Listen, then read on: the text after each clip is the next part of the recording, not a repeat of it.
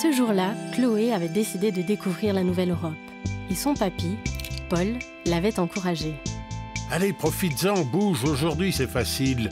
De mon temps, il fallait minimum 2 jours pour aller à Prague et je ne te parle pas des visas.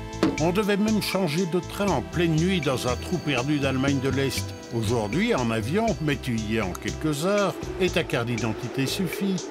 Alors Chloé s'en va, en train, pour profiter des paysages et des gens.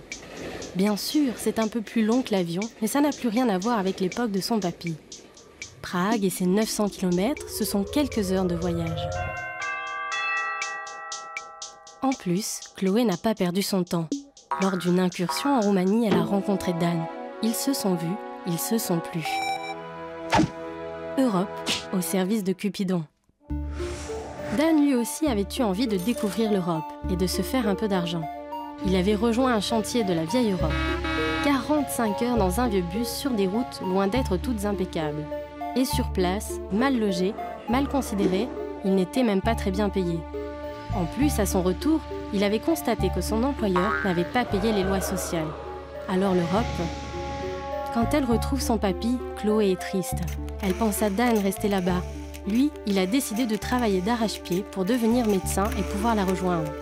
Cette fois, il le sait, il sera désiré, par elle bien sûr, mais aussi par des services de santé en manque de docteurs.